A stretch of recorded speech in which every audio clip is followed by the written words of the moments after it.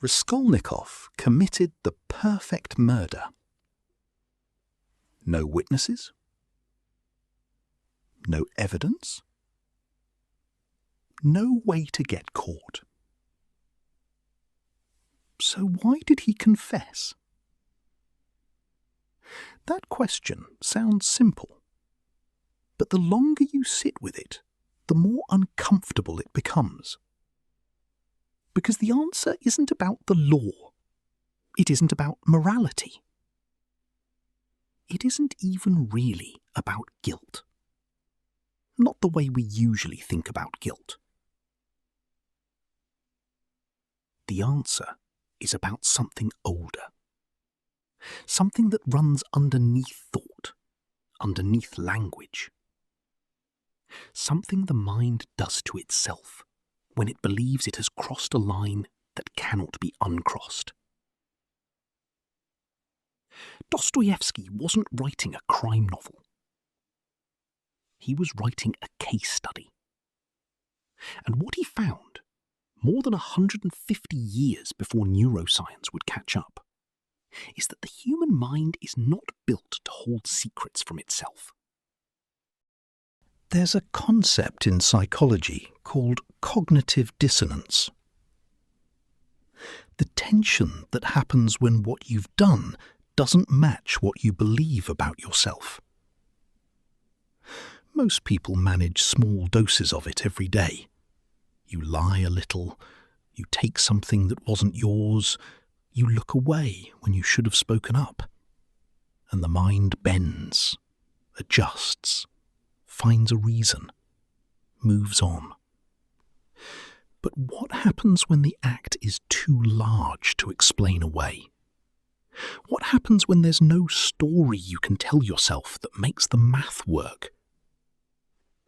That's where Dostoevsky puts Raskolnikov at the start of the novel. Not at the scene of the crime, but in a mind already beginning to break under the weight of what it's done.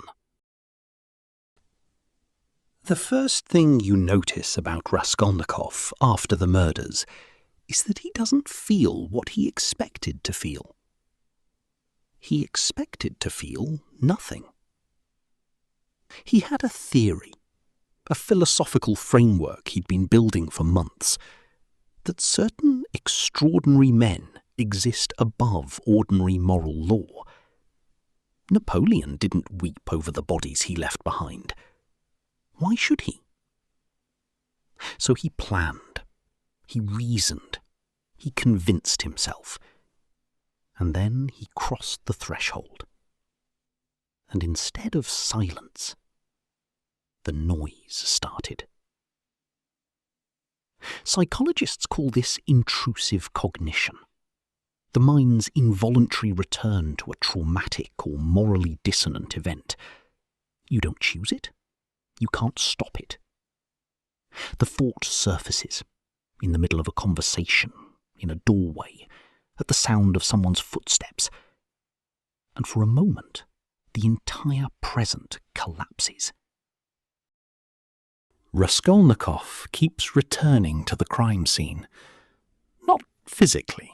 He's smarter than that. He returns in thought, in dream, in the way he flinches at questions that have nothing to do with what he's done.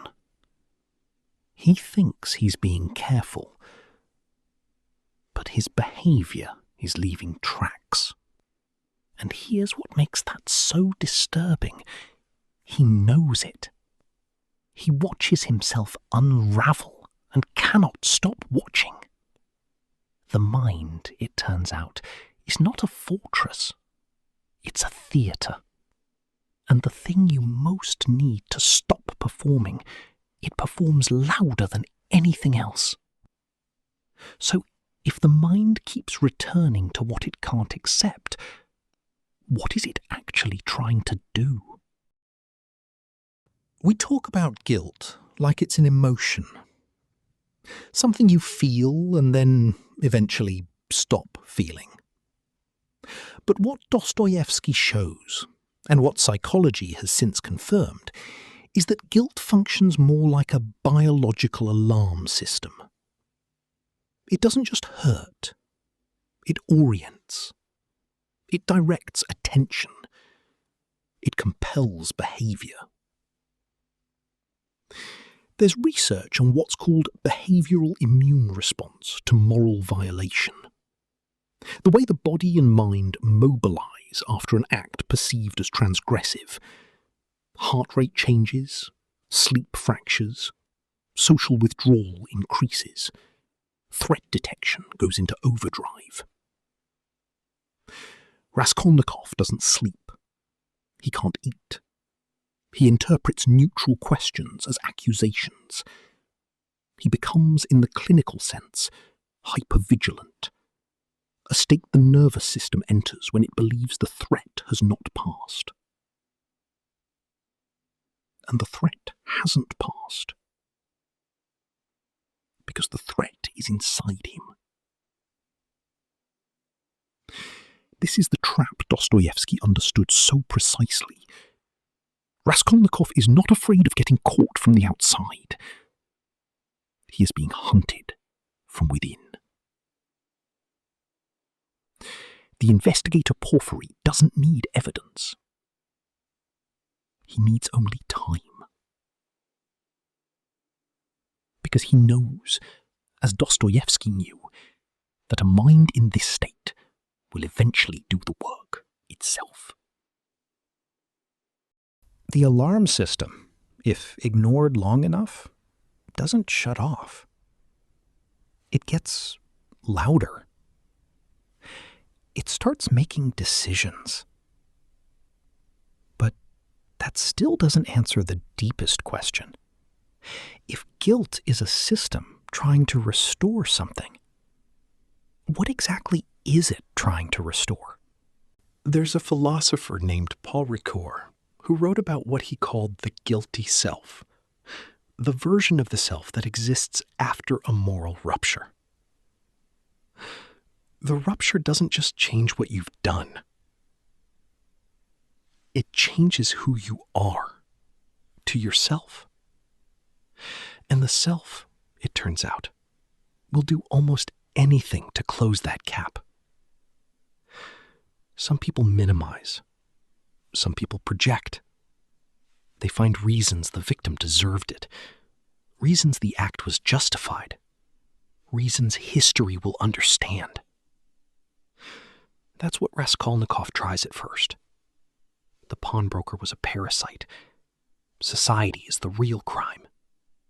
I am extraordinary.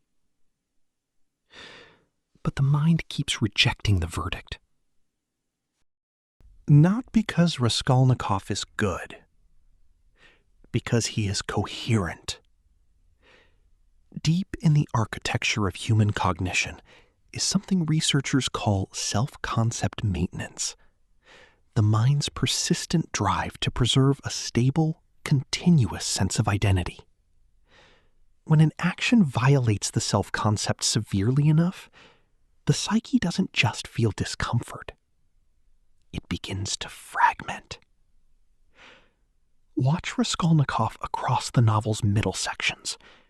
He is alternately arrogant and self-loathing, cold and weeping, certain and paralyzed.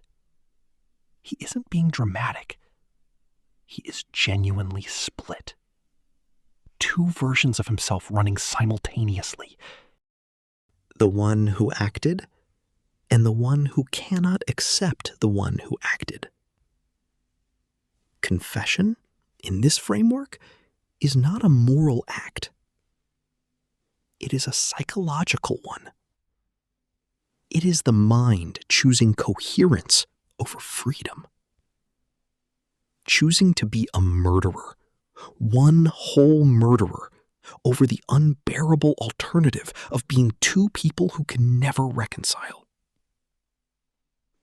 And that is perhaps the most disturbing thing Dostoevsky leaves us with.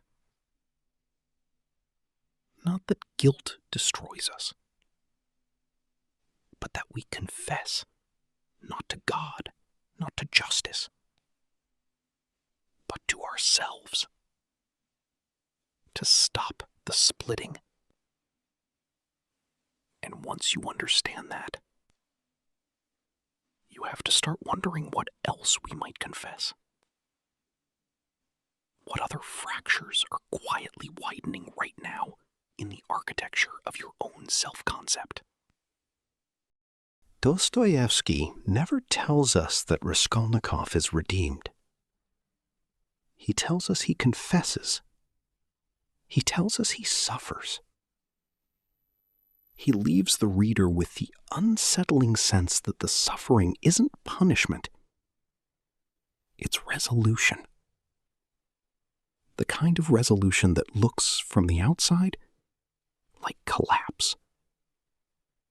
And maybe that's the question Crime and Punishment is really asking.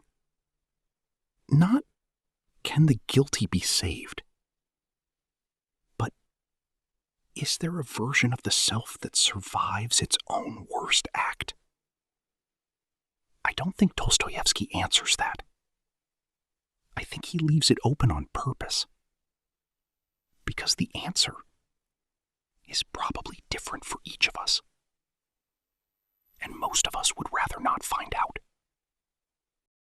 If something in this video landed, if it opened a door you weren't expecting, consider subscribing to Literary Pathology. Every video goes somewhere the algorithm doesn't usually follow. Share this one with someone who reads, or someone who thinks they already understand guilt.